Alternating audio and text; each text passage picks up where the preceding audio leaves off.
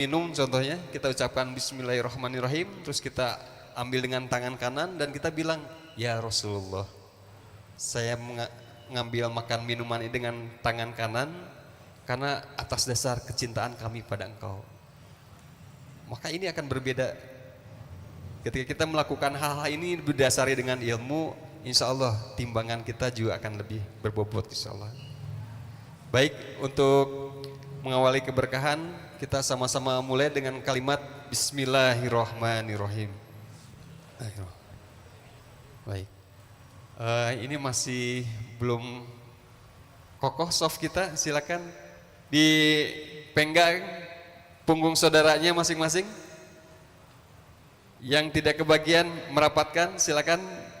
Jangan sampai ladang pahala kita di sore hari ini terbuang sia-sia.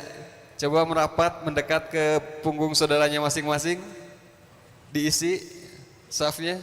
Nah ini beda saf sendiri ini. Digeser biar ini bisa maju. Ayah geser ke kiri biar yang ini bisa maju. Silakan. Terus.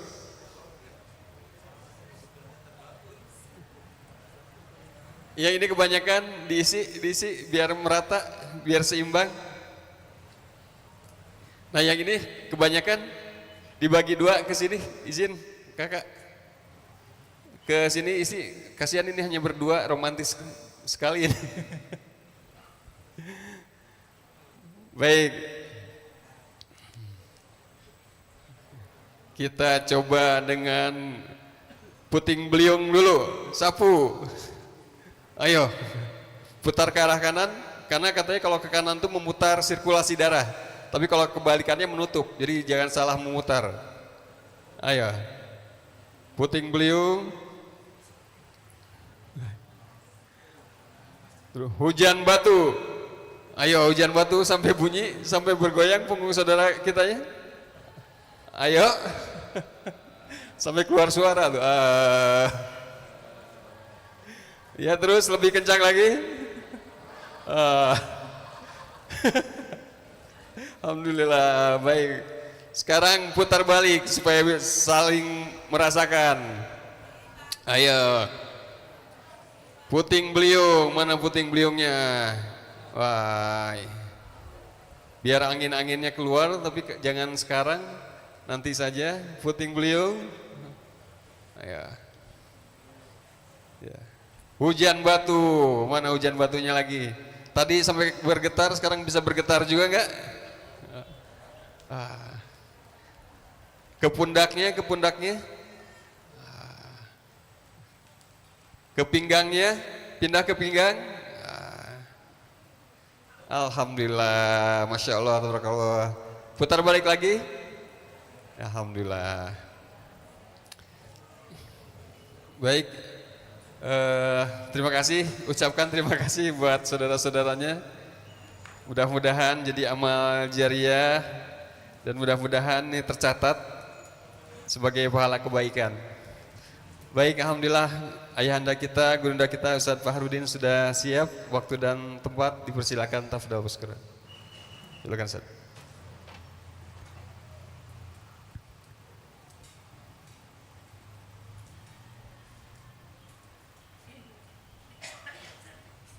Cek, cek.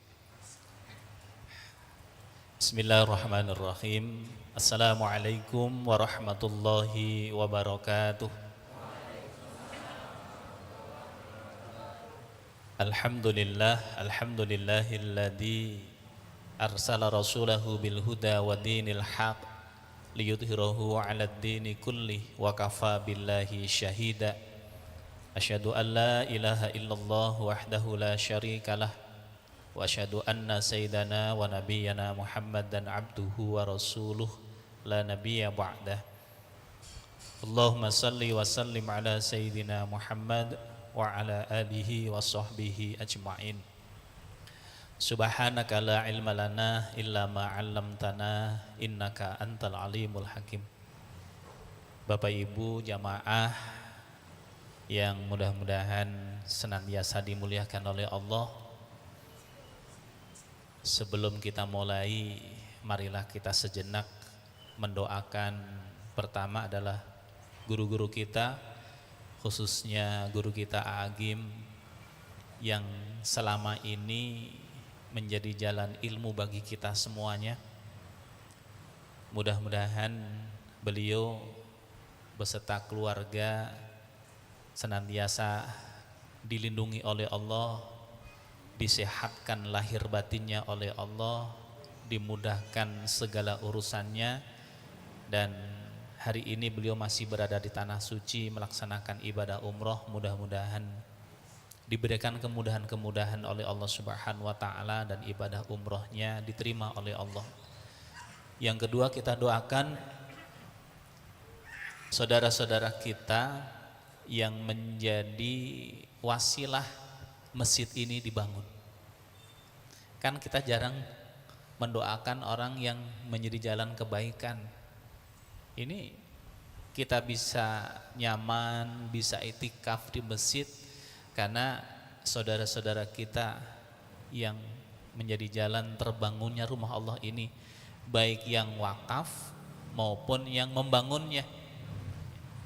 Kita doakan juga mudah-mudahan segala amal solehnya, amal jariyahnya diterima oleh Allah Subhanahu wa taala.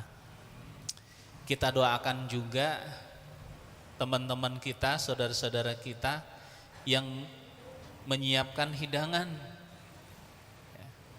yang juga kadang-kadang jarang kita doakan, benar Pak ya? Padahal mereka luar biasa.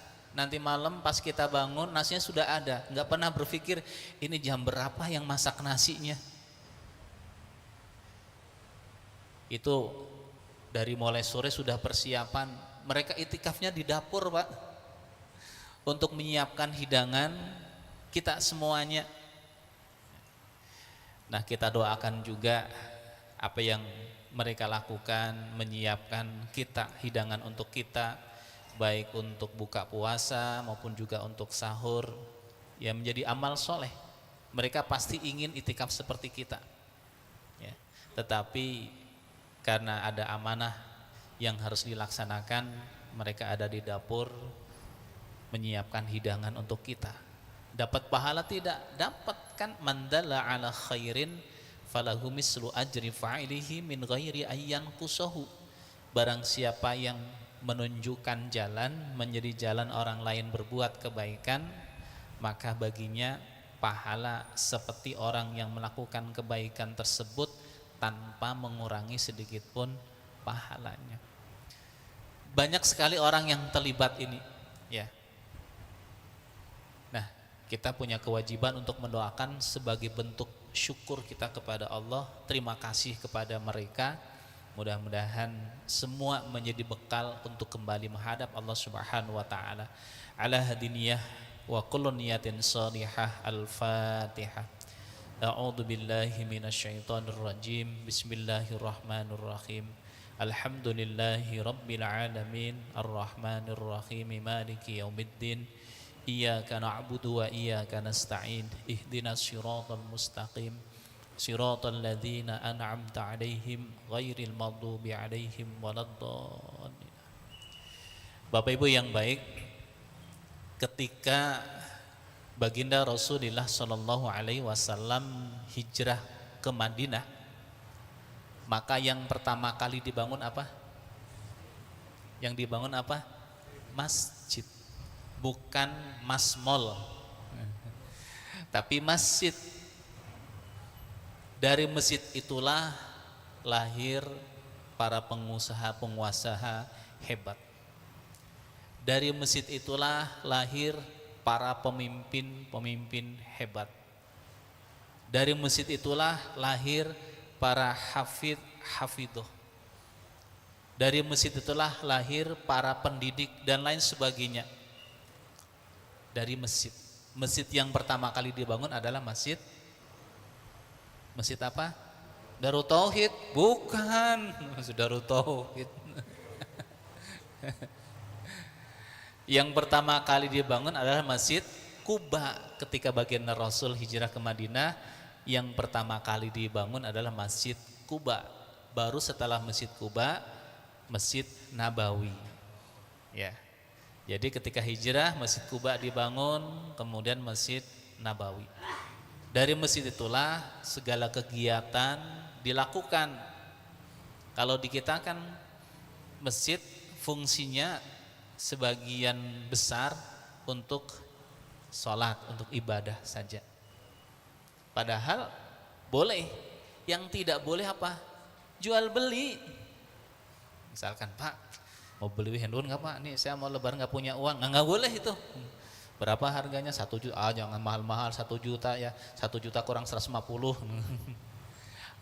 Transaksinya tidak diperbolehkan. Tapi kalau membicarakan tentang fikih muamalah yang hubungannya dengan jual beli boleh. Yang tidak bolehnya adalah melakukan transaksi jual beli.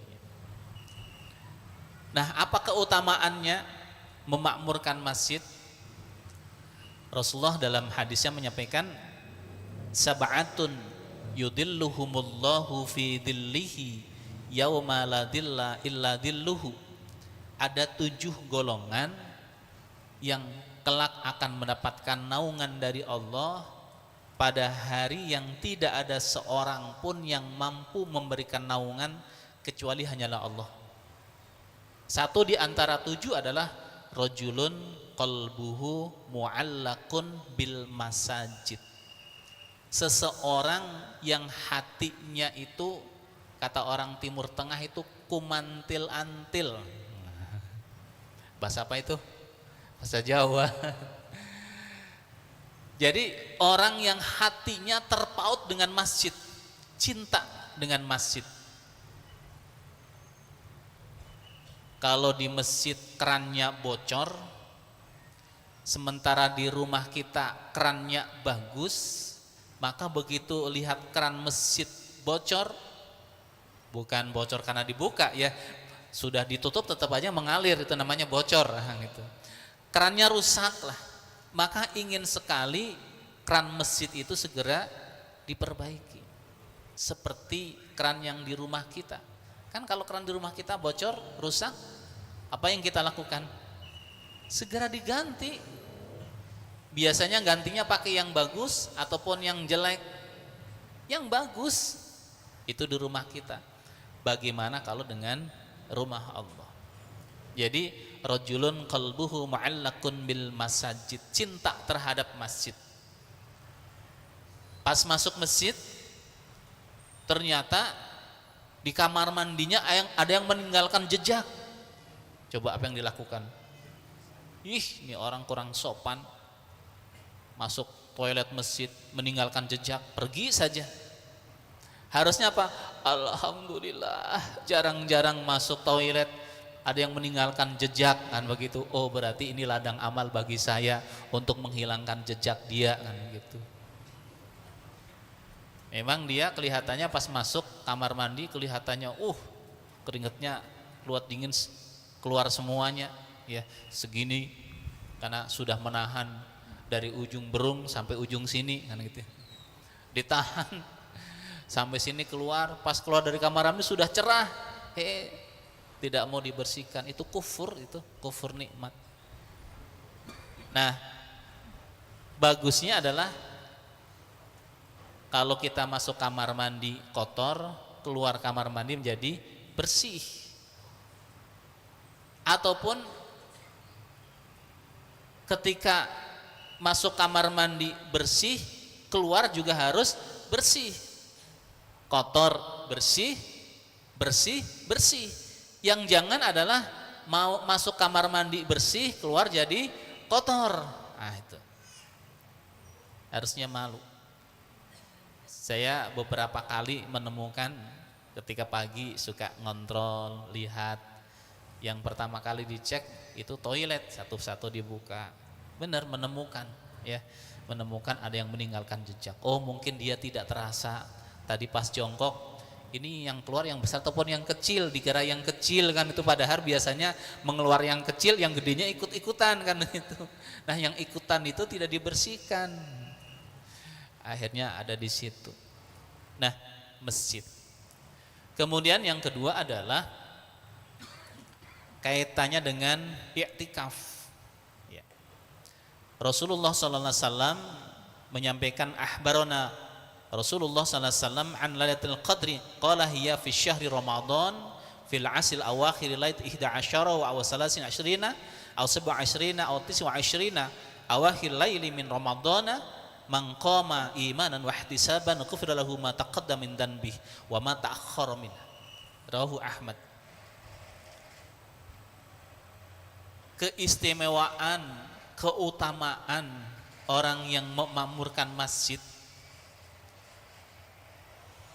Satu, dicatat sebagai orang yang sedang jihad di jalan Allah.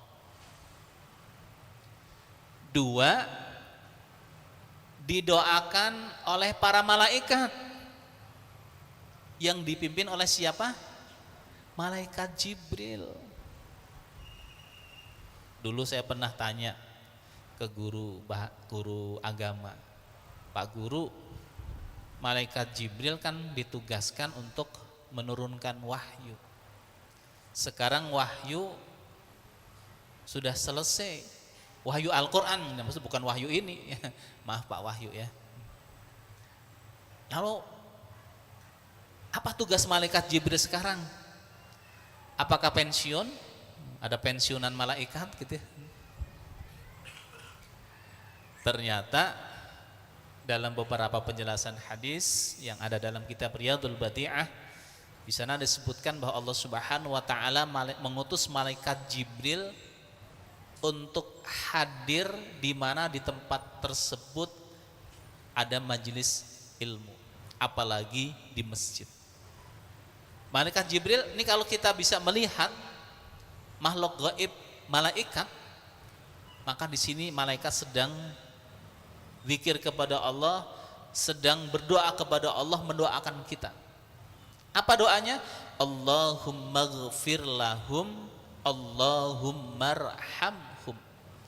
Ya Allah, ampuni dosa-dosa hambamu yang sedang menuntut ilmu-Mu, limpahkanlah rahmat kasih sayang-Mu kepada hamba-hambamu yang sedang menuntut ilmu-Mu. Jadi kita sekarang sedang didoakan oleh malaikat. Terus berarti yang itikaf, selama itikaf terus didoakan oleh malaikat.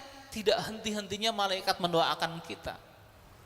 Malaikat kan makhluk Allah yang tidak pernah berbuat maksiat. La ya'sunallah ma amaruhum wa yaf'aluna ma yu'marun. Allah menciptakan malaikat makhluk yang tidak pernah berbuat maksiat dan hanya menjalankan apa yang diperintahkan oleh Allah dan tidak pernah membangkang. Malaikat yang ditugaskan untuk menjalankan matahari itu nggak pernah kemudian minta cuti. Ya Allah, saya ingin cuti. Yang lain karyawan pada cuti lebaran, kami ingin cuti juga. Enggak minta cuti itu. Dari dulu, dari pertama kali mendapatkan tugas untuk menjalankan matahari sampai hari ini tetap dilaksanakan. Sami'na wa ata'na. Ya Allah, kami mendengar dan kami laksanakan. Malaikat yang ditugaskan untuk menjaga neraka, malaikat siapa? Malik, ya, yang surga, Ridwan, ya, malaikat Ridwan. Malaikat Malik yang ditugaskan menjaga neraka dari mulai pertama kali neraka diciptakan oleh Allah sampai hari ini sama, tidak pernah minta cuti, ya. Jadi kalau misalkan ada karyawan yang tidak pernah cuti berarti malaikat bukan, tetap karyawan gitu. Karyawan tetap karyawan kan itu, tidak pernah minta cuti, ya. Terus saja sami'na wa ata'na. Nah, malaikat yang la ya'sunallah ma amarhum wa yaf'aluna ma yu'marun ini berdoa kepada Allah, mendoakan kita. Berarti doanya mustajab. Apalagi doa yang dipanjatkan di bulan Ramadan, apalagi di hari Jumat. Ini kan hari Jumat ya? Tadi sholat Jumat enggak? Sholat Jumat kan. Kan tadi saya juga khutbah. Jadi dalam Satu tahun ada satu bulan yang istimewa, yaitu bulan Ramadan. Dalam satu bulan ada satu hari yang istimewa, yaitu hari Jumat. Dalam 24 jam di hari Jumat ada waktu istimewa, yaitu ba'da sholatul asri qoblal maghribi, setelah melaksanakan sholat asar sebelum maghrib. Ini sekarang kalau dinilai, diukur dengan ukuran dunia, nggak bisa menandingi. Amalan yang kita lakukan hari ini nggak bisa diukur dengan ukuran dunia. Bahkan Rasul menyampaikan, raqnatainil fajri khairun minad dunya wa ma fiha. 2 rakaat sebelum subuh itu lebih utama daripada dunia beserta isinya. Saking tidak ada nilainya dunia tersebut. Yang tidak ada nilainya saja, setiap hari, setiap saat kita kejar-kejar, sampai-sampai ketika sholat yang dipikir apa? Dunia. Dok, tadi sholat asar 4 rakaat, kalau dinilai 1 sampai 100, nilai sholat kita berapa? Kita nggak pede menyebutkan. Kenapa? Lebih banyak ingat dunia daripada ingat Allah.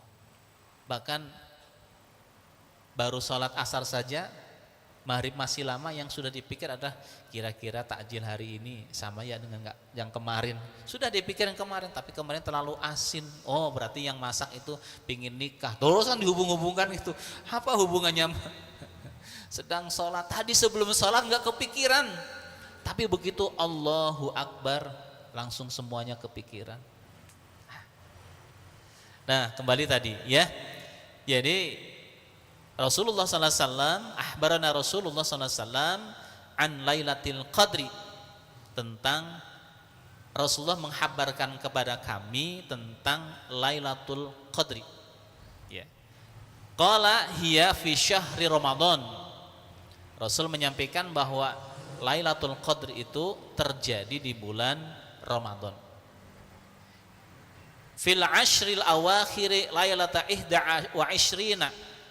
Pertama kata Rasulullah, mungkin terjadi ya di malam al-ashri awakhiril alailati ihda wa ashrin.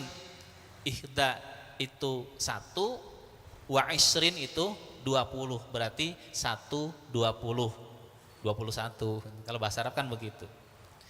Malam ke-21 tadi malam sudah kita lalui. Au salasati wa isrin, salasah itu 3, isrin itu 20, berarti 23. Au sab'i wa isrin, sab' itu 7, wa isrin itu 20, berarti atau malam ke-27. Au tis'i wa isrina, atau malam 9 tambah 20, 29.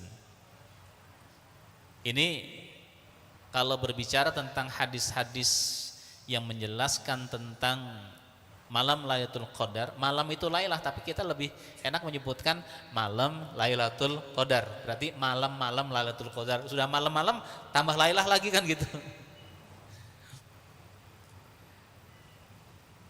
Malam 21, 23, 27, 25, 27 ataupun 29.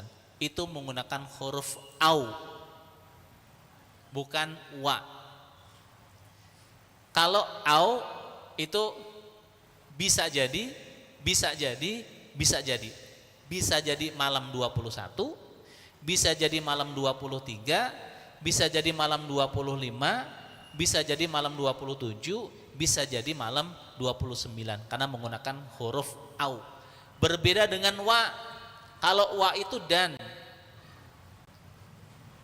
Kalau pakai dan berarti Lailatul Qadar itu terjadi pada malam 21 dan 23 dan 25 dan 27 dan 29. Tapi dalam hadisnya, matan hadisnya menggunakan huruf au. Apa hikmahnya di situ? Semua supaya apa? Di malam-malam terakhir di bulan Ramadan semuanya Dimaksimalkan. Kenapa? Kita tidak tahu di malam berapa ya Lailatul Qadar itu terjadi.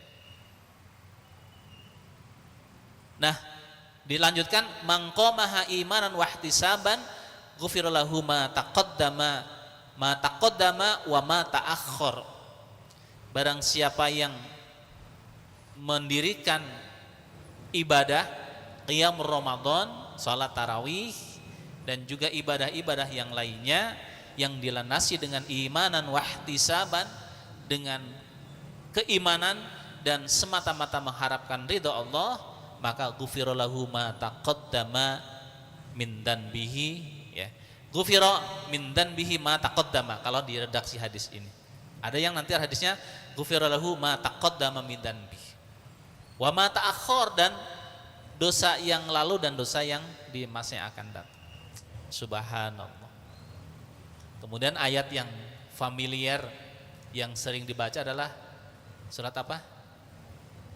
Inna anzalnahu fi lailatul qadr wa ma adraka ma lailatul qadr. Lailatul qadri khairum min alfi syahr. Ini suatu saat kejadian ada bapak-bapak jadi imam baca surat Al-Qadar ini. Inna anzalnahu fi lailatul qadr. Lailatul qadri khairum min alfi syahr. Lailatul. Jadi akhirnya semuanya salah. Jadi Lailatul Qadri khairun min alfi syahr, lebih utama dari 1000 bulan. Berarti kurang lebih berapa tahun? 83 lebih 83,3 ya. 83 tahun lebih 3 bulan. Berarti kalau kita menemukan Lailatul Qadar seperti kita melaksanakan ibadah selama 83 tahun lebih. Insya Allah. Ada yang bertanya, apakah berpengaruh tidak dengan kualitas ibadah yang kita lakukan dengan apa yang kita dapatkan? Pasti ada perbedaan. Contohnya begini, di Lailatul Qadar memang itikaf di masjid ya. Waktu yang digunakan untuk khusus beribadah itu hanya misalkan 10 menit. Selebihnya adalah tidur dan terus tidur. Ada yang begitu enggak? Itu namanya Abdul Qafa, tukang tidur. Kalaulah dia waktunya hanya dihabiskan untuk tidur di masjid selama dari mulai, kan kayaknya tidak mungkin deh. Tapi ini kan contoh saja kan itu. Kan sore sholat maghrib. Maghrib kan sudah termasuk malam. Batasannya kan maghrib. Sholat maghrib. Oke lah sholat maghribnya, habis sholat maghrib blok tidur. Bangun-bangun isya. Sholat isya tidur lagi. Bangun-bangun subuh. Ya. Orang yang seperti itu apakah tetap menemukan Lailatul Qadar? Kalau misalkan malam itu Lailatul Qadar, tetap. Tapi pahalanya pasti berbeda dengan yang habis sholat maghrib, kemudian dilanjutkan dengan tadarus Al-Quran. Isya melaksanakan sholat isya, setelah sholat isya lanjutkan dengan melaksanakan sholat tarawih. Sholat tarawihnya pun bukan hanya ngambil yang 11 rakaat, ya. Kita ngambil misalkan yang sampai 23. Kalau di Masjidil Haram ya, Pak Edi ya, kalau di Masjidil Haram itu di sana sore mulai kemudian sampai jam berapa? 11, setengah 12, istirahat sebentar, jam 1 lanjut lagi nanti sampai jam 4. Karena tidak mengacu kepada jumlah, tapi memang menghabiskan waktu. Pernah suatu saat sore tarawih setengah 12 selesai ke hotel, setengah 1 jam 12 sudah ke masjid lagi untuk sholat lanjutan. Ternyata jumlah rakaatnya itu tidak patokan harus 11, 23 tidak, tetapi ya tergantung imam. Pernah ya, satu rakaat dari mulai jam 1 sampai jam 4 itu hanya 5 rakaat. Berarti satu rakaatnya berapa? Setengah jam. Di samping saya ada orang Indonesia. Tuh. Langsung pergi ke kamar mandi. Balik lagi di situ. Ya. Balik gini lagi. Hanya Pak sendalnya diambil pergi. Mungkin nggak kuat ngantuk ya. Sudah ditahan, sudah wudhu, sudah ini tetap aja. Dan yang luar biasa adalah dia sampai 2 kali bolak-balik ke kamar mandi itu belum ruku-ruku itu. Subhanallah. Menikmati ngajinya bagus ya, dan kita punya tekad yang kuat. Jadi kalau nanti di sini tarawehnya yang malam itu target 1 juz, kalau kita punya tekad yang kuat, insya Allah ya akan kuat mengikuti sholat. Mungkin yang ngantuk tetap ngantuk ya. Makanya siapkan air yang hangat ya. Syukur yang panas saja kan gitu. Begitu diminum langsung kan dulu. Pasti tuh tidak ngantuk sampai subuh kelihatannya kan gitu. Kenapa terasa panas? Subhanallah. Nah, Bapak Ibu yang baik, nah,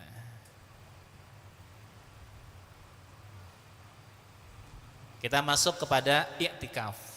Jadi ibadah yang disukai oleh Rasulullah dan juga para sahabat, khususnya di akhir bulan Ramadan adalah i'tikaf. I'tikaf dari akafa, yu'kifu, i'tikafan. Kalau dalam bahasa Arab namanya masdar. Kalau misdar itu bapak saya, tapi kalau masdar itu benar-benar. Nah, gitu. Doroba sudah memukul, yadribu fi'il mudhari', doroba fi'il madi sudah. Yadribu fi'il mudhari' sedang ataupun akan. Dorban itu mukulnya beneran. Berarti benar-benar orang yang itikaf adalah orang yang benar-benar al-habasa. Habasa itu sering diartikan mengurung diri, menetap, tidak melakukan aktivitas lain selain amalan-amalan yang baik, amalan soleh. Qadarullah pas itikaf kemarin masuk ke sini ada yang itikaf pegang handphone, yang dilihat apa coba? Bola. Itu judulnya itikaf ya. Tapi nggak kuat ingin nonton sepak bola. Kok tahu? Ya kan kelihatan, yang nonton sepak bola kan kelihatan sama saya gitu. Sempat diingatkan, Kang, sayang sudah itikaf di sini dipakai untuk nonton sepak bola. Oh ya Ustaz, makasih. Nah, diingatkan makasih. Langsung handphonenya diinjek. Enggak. Handphonenya disimpan. Nah, sayang kalau sudah itikaf di sini, daripada nonton sepak bola mendingan tidur, mendingan tilawah Al-Quran, kan begitu, karena sholatnya udah selesai ya. Bisa istirahat supaya nanti malam saat bangun mengikuti sholat malamnya sudah fresh. Tapi kalau jawabannya adalah ngantuk, supaya tidak ngantuk, berarti kalau baca Al-Quran ngantuk, tapi kalau nonton sepak bola tidak ngantuk. Karena alasannya adalah ngantuk, supaya tidak ngantuk nonton sepak bola. Nah, kalau kita lihat dari sisi bahasa, i'takafa ya'takifu i'tikafan, benar-benar mengurung diri, menetap dan melakukan aktivitas yang hubungannya ibadah kepada Allah Subhanahu wa taala. Maka kalau orang yang i'tikaf dipakai untuk yang tadi, tidak ada hubungan yang beribadah kepada Allah, tidak masuk dalam nominasi tersebut.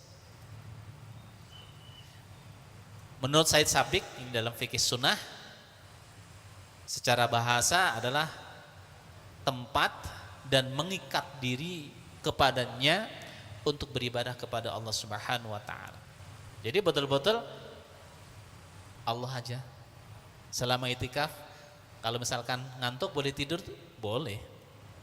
Kan tidurnya orang yang saum, orang yang itikaf tetap dicatat ibadah oleh Allah. Kan hak tubuh juga harus dipenuhi. Jadi boleh. Kemudian Syekh Wahbah Az-Zuhaili beliau mengatakan bahwa itikaf artinya adalah berdiam, kemudian bertaut artinya menumbuhkan rasa cinta kepada Allah melalui memakmurkan masjid. Jadi menumbuhkan rasa cinta kita kepada Allah melalui apa? Memakmurkan masjid. Kan tadi hadis yang di awal saya sampaikan, sab'atun yudhilluhumullahu fi dhillihi yauma la dhilla illa dhilluhu, rajulun qalbuhu mu'allaqun bil masajid. Seseorang yang hatinya terpaut, memautkan diri kita ya dengan Allah, syariatnya dengan memakmurkan masjid. Di Al-Baqarah 187, wala tubashiruhunna wa antum akifuna fil masajid. Dan janganlah kalian mencampuri mereka, istri-istrinya, dalam kondisi kalian sedang melakukan iktikaf di masjid. Kalimat iktikaf memang redaksinya adalah dari Allah Al-Qur'anul Karim. Iktakafa ya'takifu iktikafan. Ya. Apa hukum iktikaf? Yang pertama adalah wajib bagi orang yang nazar. Misalkan ada seseorang yang diuji sakit, sudah ikhtiar ke dokter kesana kemari nggak sembuh-sembuh. Akhirnya dia mengatakan, kalau saya sembuh dari penyakit saya ini, maka saya akan iktikaf. Sebutkan, karena kalau tidak sebutkan nanti bisa tiap hari iktikaf. Saya akan iktikaf di Masjid Darut Tauhid ataupun masjid yang lainnya ya. Selama berapa hari? Sebutkan juga. Tidak bisa menyebutkan kalau saya sembuh dari penyakit saya ini, saya akan iktikaf. Nah, itu tidak jelas, tidak sharih dalam bahasa Arabnya. Harus jelas. Kalau tempat itu pasti di masjid. Tapi kalau menyebutkan spesifik, saya akan iktikaf di Masjidil Haram. Wah, ini lebih berat lagi kan? Harus menyiapkan dana untuk bisa berangkat ke tanah suci. Kenapa? Iktikafnya ternyata di Masjidil Haram. Nah, sebaiknya kalau nadar, nadarlah dengan sesuatu yang kira-kira kita mampu untuk melaksanakannya. Kalau saya sembuh dari penyakit saya ini, saya akan membaca Al-Quran satu malam selesai 30 juz. Kayaknya tidak realistis kan? Mungkin kalau ulama-ulama tertentu satu malam selesai bisa. Tapi kalau kita kelihatannya sangat tidak memungkinkan. Nah, Rasul menyampaikan, man nadara ayyuti Allah falyuti'hu. Barang siapa yang telah bernadar akan melakukan sesuatu kebaikan, ibadah kepada Allah, hendaklah dipenuhi nadar tersebut. Hadisnya sahih, riwayat Imam Bukhari ya. Jadi kalau kita nadar wajib dipenuhi. Itu hukum yang pertama. Kemudian yang kedua adalah ya, sunnah. Bahkan sebagian ulama mengatakan sunnah muakkadah, khususnya di bulan Ramadan. Dan khususnya lagi adalah di 10 hari terakhir di bulan Ramadan. Hadisnya banyak, ada 10 hadis tapi hanya satu yang akan saya sampaikan. An Aisyah radhiyallahu anha, zauji Nabi sallallahu alaihi wasallam. Anna Nabiy sallallahu alaihi wasallam kana ya'takiful ashral awakhir min Ramadana hatta tawaffahullahu summa atakafa azwajuhu min ba'dihi.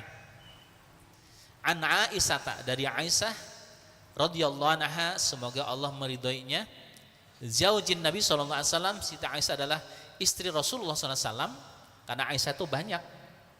Ya, makanya disebutkan zaujin Nabi sallallahu alaihi wasallam, istri Rasulullah sallallahu alaihi wasallam. Anna nabiyya, sesungguhnya Nabi sallallahu alaihi wasallam, kana ya'takifu, Rasulullah itu iktikaf al-ashral awakhir min Ramadana, di 10 hari terakhir awakhir min Ramadana, dari bulan Ramadan. Berarti Rasulullah walaupun menyampaikan terkait dengan Lailatul Qadar,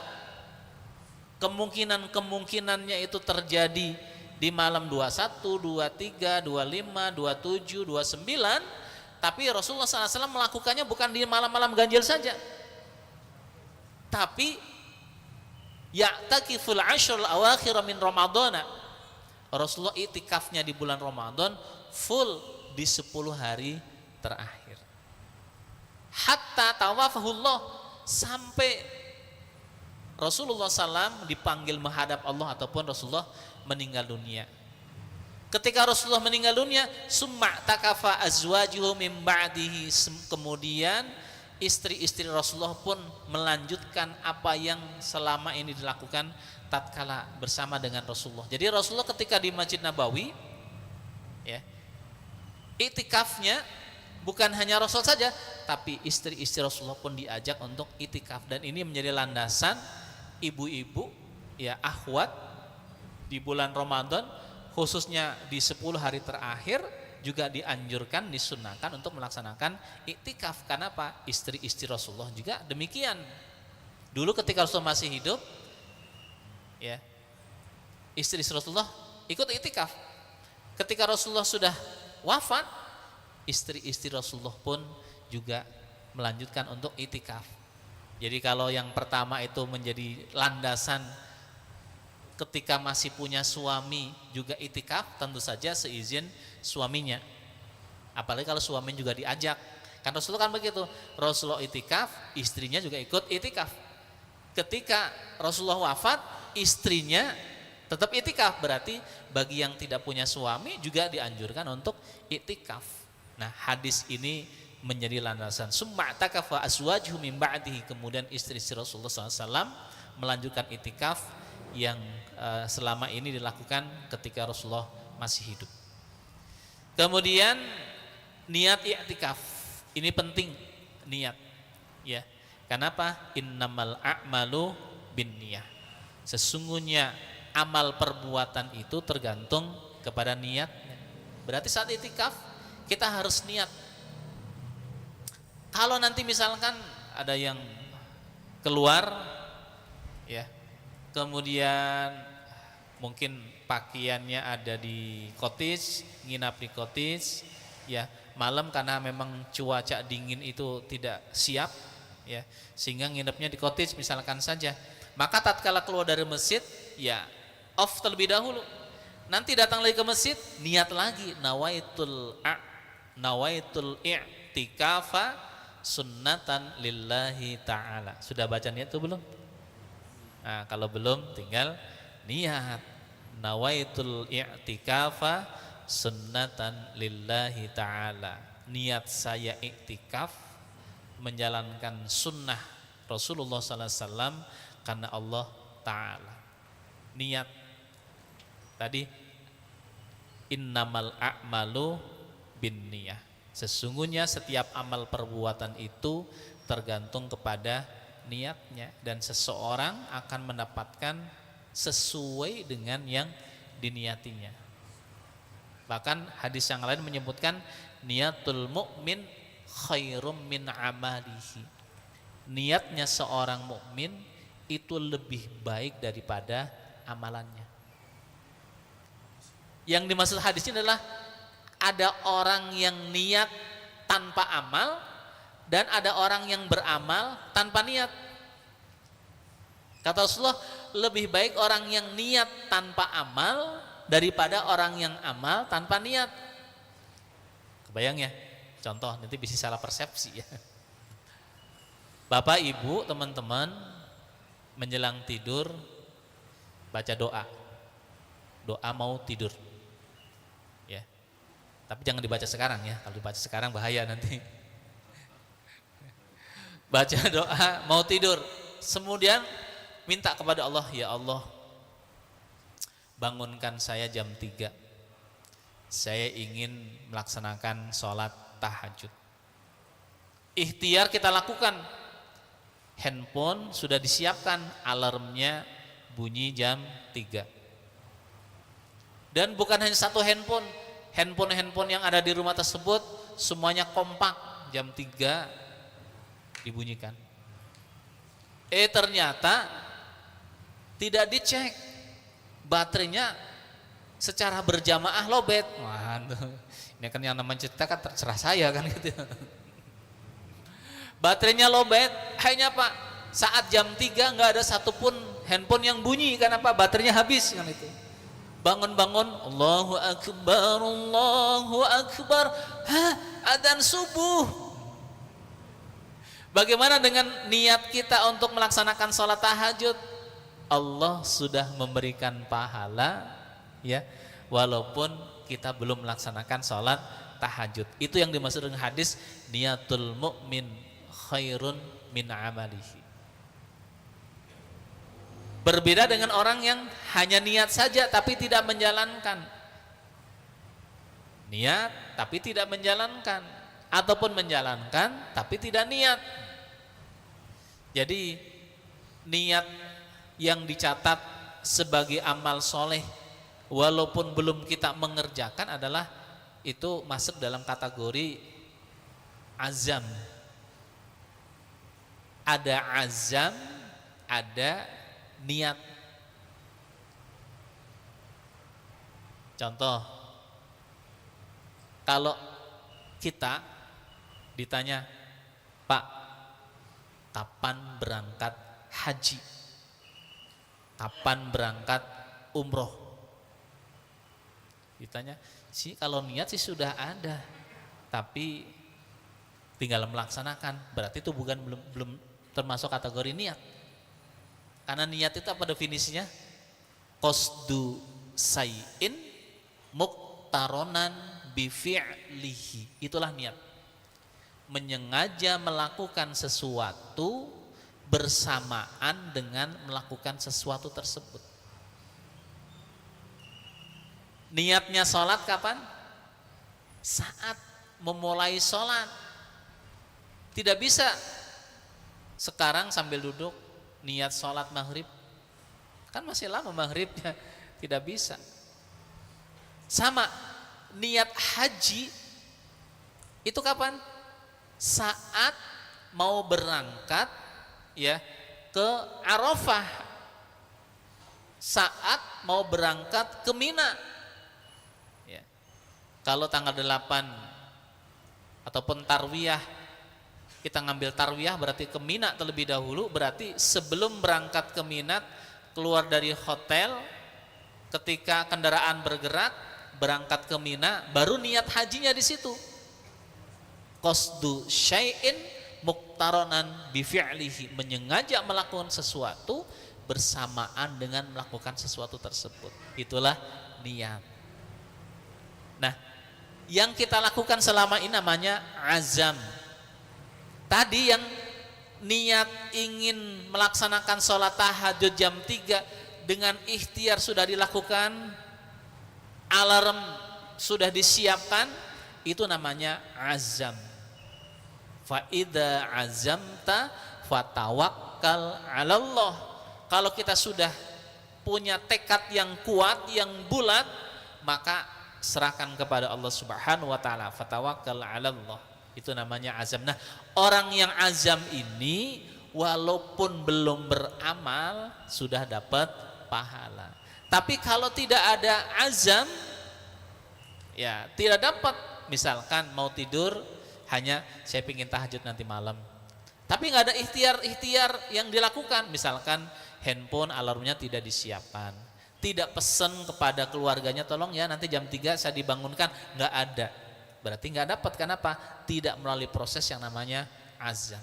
Nah, Iktikaf, ya, aktivitas-aktivitas yang kita lakukan ini agar walaupun kita terlewat tidak melakukan tersebut, maka tadi lakukan azam, ya.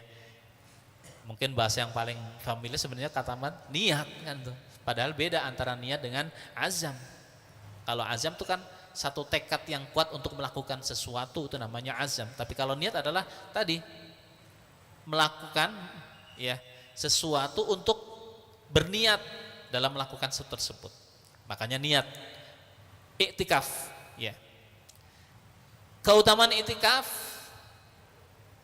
yang pertama adalah setiap saat mendapatkan pahala. Muncul pertanyaan, pahalanya beda-beda tidak? Pasti berbeda-beda. Allah memberikan pahala masing-masing orang berbeda-beda. Ada selama itikaf full, ya, zikir kepada Allah dari mulai tarawih, sesi 1, sesi 2, istirahat sambil istirahat, baca Al-Quran. Yang lain tidur, ini masih baca Al-Quran. Ketika kotak lewat, yang lain yang uang dikeluarkan yang ujung sana, yang ini dikeluarkan yang ujung sini. Kan beda kan tuh? Kan suka dirapikan barisannya kan. 100, 50, 20, 10, 5.000, 2.000, 1.000, paling ujung 1.000, dan yang paling ujung sekali adalah 1.000 yang lepek kan gitu. Pasti berbeda pahalanya. Tapi sudah masuk dalam kategori itu. Pahala itu urusan Allah. Yang penting adalah kita sudah melakukan yang terbaik, ya. Jadi setiap saat kita dapat pahala. Yang memberikan pahala adalah Allah. Seperti kita puasa ini kan, setiap amalan yang dilakukan anak Adam, manusia, itu mendatangkan pahala. Allah memberikan pahala dinilai syariatnya melalui catatan malaikat. Illa saum, kecuali saum. Fa innahu li, karena saum itu yang akan menilai langsung adalah Allah Subhanahu wa taala. Itu saumnya kelihatannya khusyuk itu sholat, ya. Saumnya kelihatannya hebat kan itu. Apa buktinya? Itu bibirnya pecah-pecah. Jadi saum hebat itu bukan terlihat dari bibirnya yang pecah-pecah ataupun suaranya serak karena kekurangan air. Belum tentu. Ataupun meludah terus kan begitu. Belum tentu. Kualitas saum itu nanti tercermin dari amalan-amalannya. Kenapa? Saum itu bukan hanya menahan makan dan minum saja dan melakukan hal-hal yang membatalkan saum saja, tapi juga saum mata, saum lisan, saum telinga, kan itu. Semakin anggota tubuh kita juga ikut saum, maka pahalanya banyak. Maka selama ini perbanyaklah sholat sunnah, tilawah, zikir, berdoa, apalagi tadabbur, munajat, tafakkur. Ini tafakkur, ini hadisnya tidak sahih, ya, tapi hadis ini ada dalam Fadilul A'mal. Tafakkaru sa'atin khairun min ibadati sittina sanah. Tafakkur sesaat lebih utama daripada ibadah selama 60 tahun. Bayangkan, tafakkaru sa'atin khairun min ibadati sittina sanah. Nah, dalam penjelasannya saya baca, yang seperti apa nih? Tafakkur sesaat ataupun 1 jam lebih utama daripada ibadah selama 60 tahun. Di sana disebutkan tafakkur terhadap karunia dan kebesaran Allah membuat kita semakin yakin kepada Allah. Tafakkur terhadap nikmat-nikmat Allah yang diberikan kepada kita membuat kita semakin bersyukur terhadap nikmat yang Allah berikan kepada kita. Tafakkur terhadap perintah-perintah Allah, janji-janji Allah membuat kita semakin semangat untuk beribadah kepada Allah. Tafakkur terhadap ancaman dalam tanda kutip, sebenarnya tidak enak menggunakan bahasa ancamannya. Masa Allah mengancam kan begitu. Tapi Ini bahasa kita-kita yang mudah dipahami oleh kita adalah pakai kalimat ancaman Allah. Padahal Allah tidak pernah mengancam. Allah akan memberikan sesuai dengan apa yang kita inginkan. Kan kalau ingin selamat jalannya ini. Kalau tidak ingin selamat jalannya ini. Kan pilihan. Fa'alhamaha fujuraha wa taqwaha. Allah memberikan jalan pilihan kepada kita, jalan fujur, jalan takwa, jalan yang membuat kita tidak selamat ataupun jalan yang membuat kita selamat. Itu sudah disiapkan oleh Allah Subhanahu wa taala. Hanya kita pilih yang mana. Hanya kan bahasa yang paling enak adalah ancaman Allah. Seakan-akan Allah mengancam kita, padahal Allah tidak mengancam kita, ya. Allah memberikan pilihan-pilihan kepada kita. Yang kedua adalah dengan kita melaksanakan iktikaf ini sesungguhnya kita sedang ihyatus sunnati Rasulillah sallallahu alaihi wasallam, menghidupkan sunnah Rasul.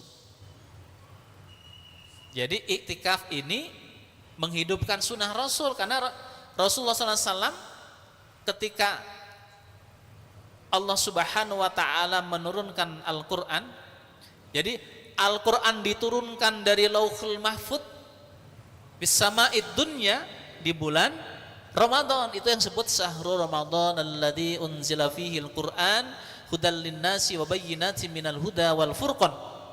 Itu diturunkan di bulan Ramadan dari Lauhul Mahfud, diturunkan di sama'id dunya itu di bulan Ramadan.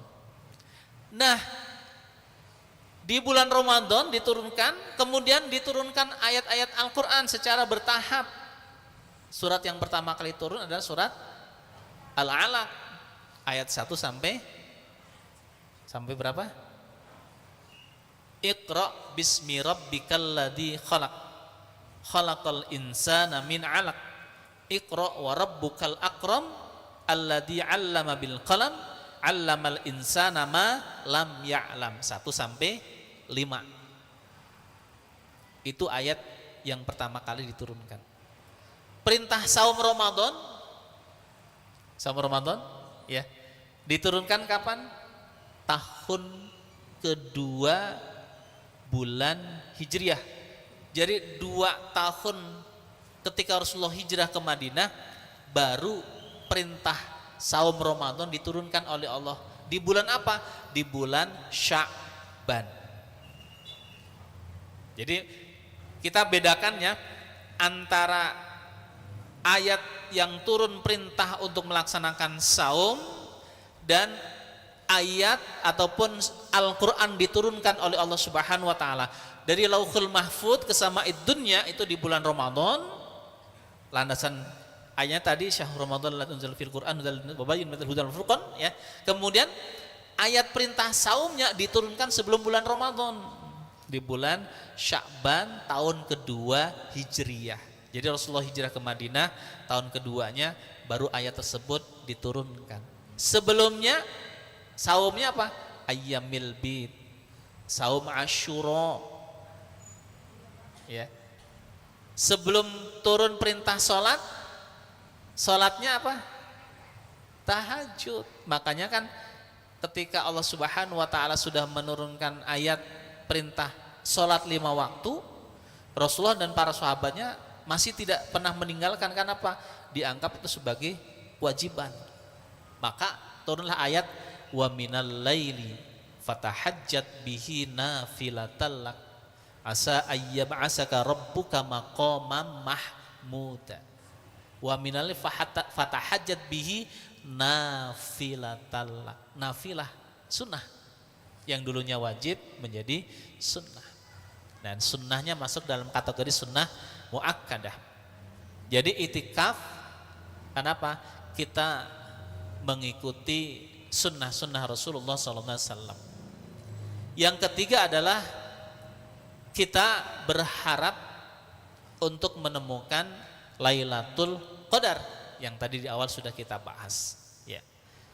Bagaimana dengan waktu i'tikaf, waktu i'tikaf? pada dasarnya tidak dibatasi. Tapi kalau kemudian kita melihat kalimatnya adalah lail, berarti malam hari. Kan tadi Rasul menyatakan Lailatul Ahada wa Ashrina, malam 1 dan 21. Berarti malamnya. Kalau di Masjid Nabawi, Masjidil Haram, malam itu tidak pada tidur. Tidurnya apa? Siang. Jadi malamnya dimanfaatkan untuk qiyamul lail, qiyamul Ramadan, dipakai untuk beribadah, siangnya dipakai untuk istirahat. Makanya yang hari ini sedang mungkin kepalanya lama-lama tidak kelihatan, saya tidak akan bangunkan. Kenapa? Mempersiapkan nanti malam, kan begitu ya. Husnudzonnya kan begitu.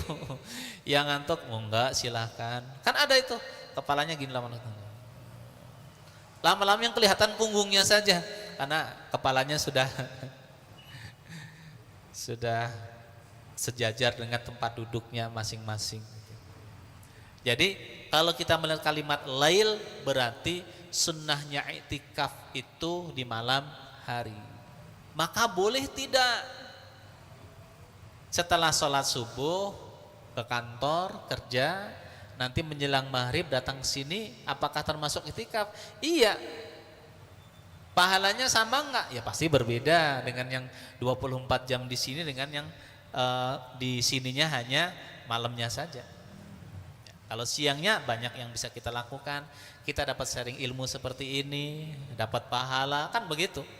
Makanya ya sekiranya memang memungkinkan siang dan malam, siang dan malam. Kalau tidak memungkinkan, ya malamnya itikaf, siangnya istirahat, ataupun mungkin ada tugas-tugas kantor yang belum bisa ditinggalkan 100%, ya wayah nak. Kalau kami di yayasan membuat surat edaran memberikan rukhsah keringanan bagi santri karya yang malam harinya itikaf, maka berangkat ke kantornya boleh jam 10.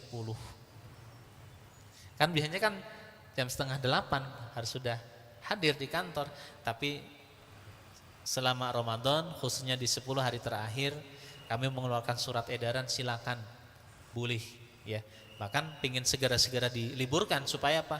Bisa fokus. Yang tidak boleh adalah itikaf, tidak ke kantornya tetap telat, kan kita itu kan berarti sudah diberikan rukhsah keringanan tetap aja nawar, kan begitu. Nah, makanya di sana supaya jelas bagi yang malam harinya itikaf maka boleh. Berarti habis sholat subuh tidur istirahat boleh. Nanti jam 8:30, jam 10 itu baru berangkat ke kantor. Itu. Kemudian Bapak Ibu yang baik, ya. Tempat itikaf ini jelas para ulama sepakat karena dalam tekstual hadisnya adalah fil masjid. Ya. Sehingga tidak bisa itikaf di musola, di rumahnya sendiri, walaupun ada sebagian madhab yang berbeda pendapat. Bagi seorang perempuan boleh melaksanakan itikaf di rumah, di mana di rumah tersebut ada musola yang biasa digunakan untuk sholat bagi perempuan tersebut. Itu ada yang berpendapat diperbolehkan. Tapi jumhur ulama tetap, kenapa?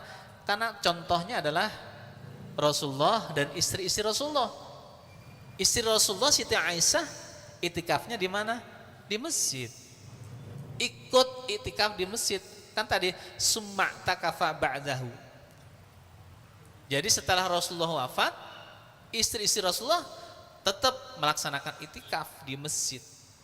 Nah, ada kalimat masjid, makanya jumhur ulama mengatakan tidak boleh.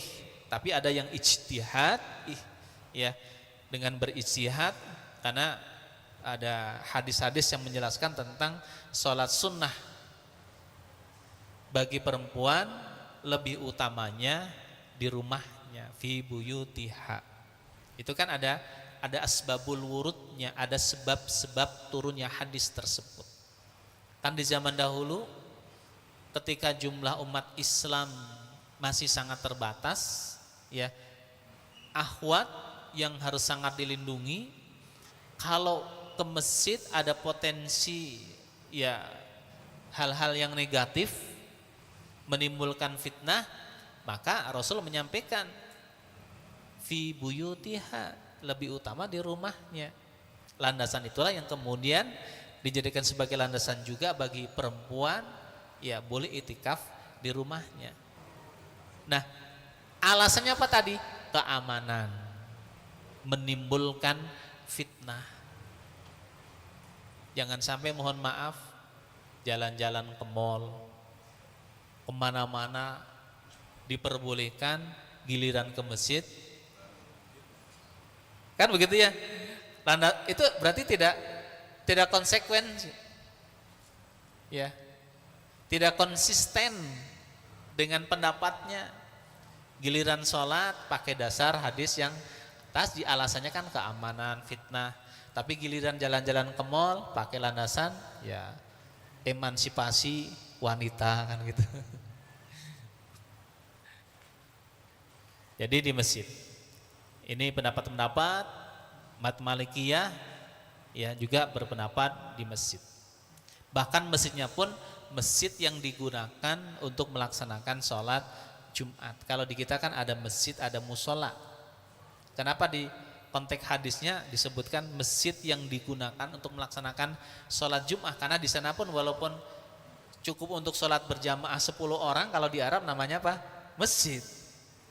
Gitu. Kenapa masjid itu artinya apa? Tempat untuk sujud. Itulah masjid. Ya. Kemudian Bapak Ibu,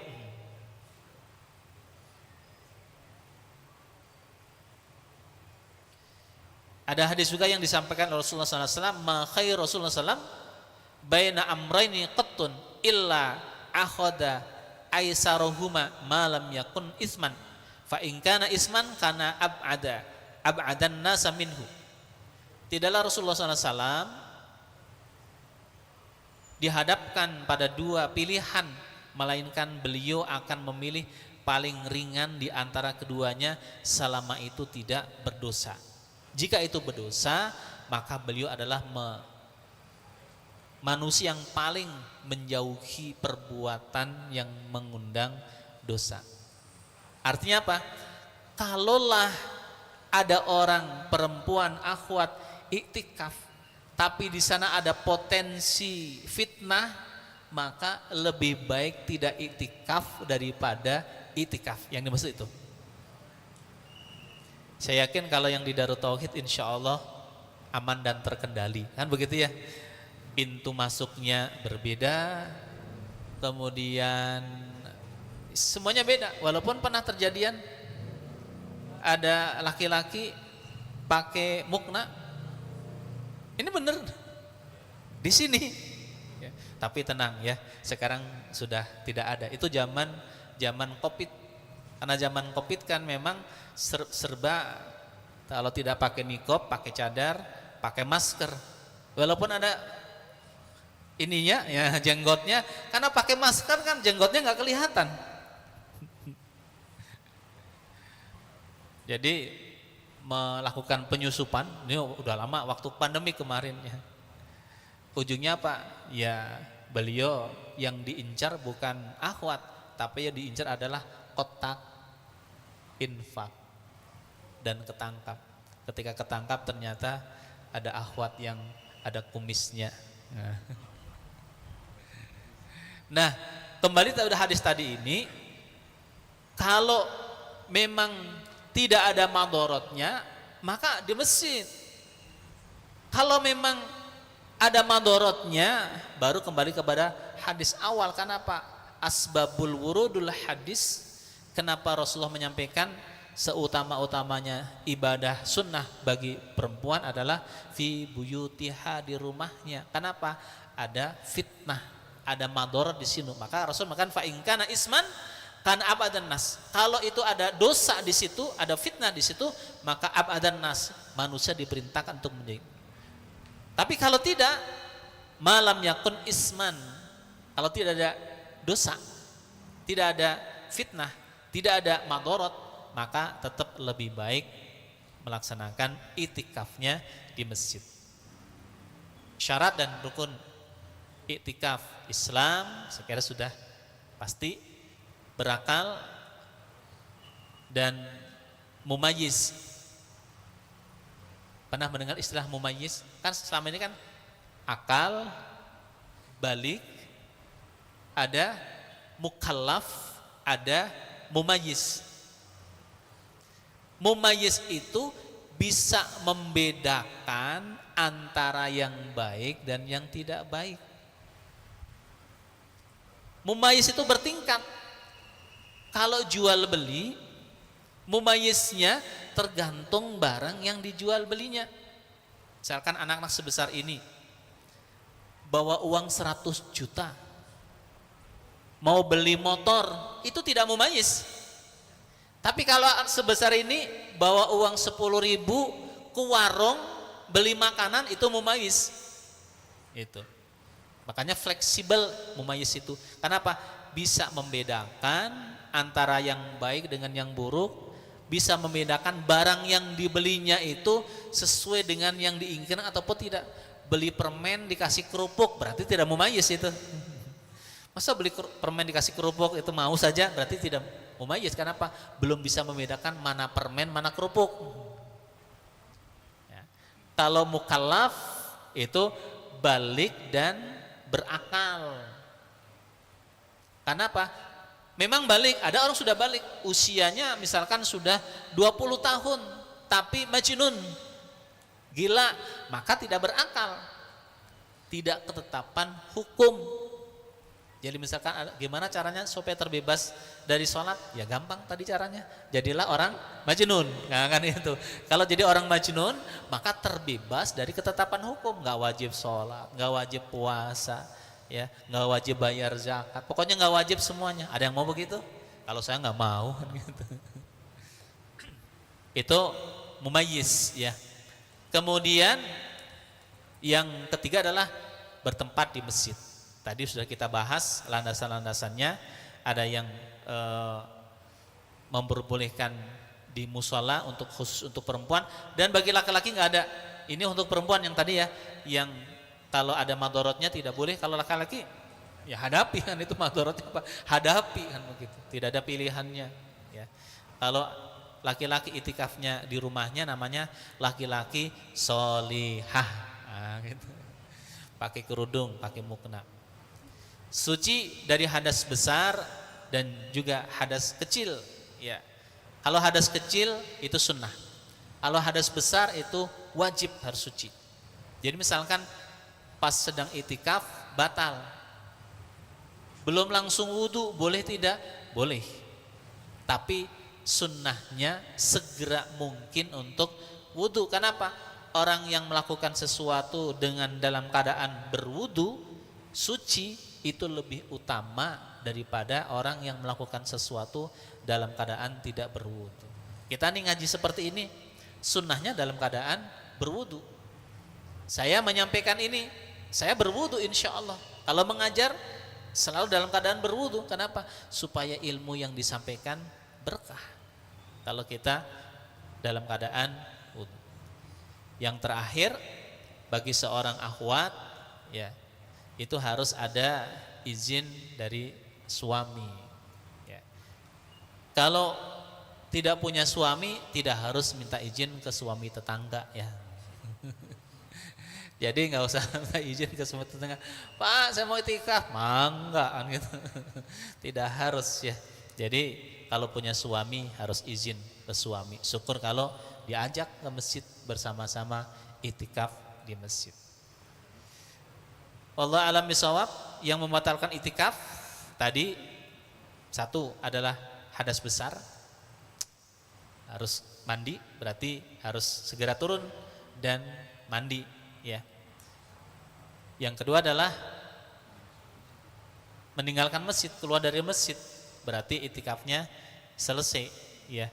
Batas waktu itikafnya sudah selesai. Yang ketiga adalah murtad, ya. Kemudian hilang akal tiba-tiba eh, terkena penyakit ayan. Ya, ayan itu ya benar ya. Penyakit ayan. Ya. Itu juga membatalkan itikaf. Berarti kalau sudah sembuh dari penyakit ayan tersebut, satu harus wudu, ya. Kemudian sunnahnya juga mandi. Orang yang ayan, orang yang gila setelah sembuh dari penyakitnya, sunnahnya mandi terlebih dahulu. Dan kalau sebelum ayan itu dalam keadaan berwudu, maka saat ayan wudunya batal, sehingga ketika akan melaksanakan sholat itu harus wudu kembali. Wallahu a'lam bishawab. Terima kasih Bapak Ibu yang baik. Ya, sampai jam 5. Ada pertanyaan? Tidak kan? Alhamdulillah tidak ada. Dihitung sampai 3. 1, 2, 3. Nggak ada. Alhamdulillah.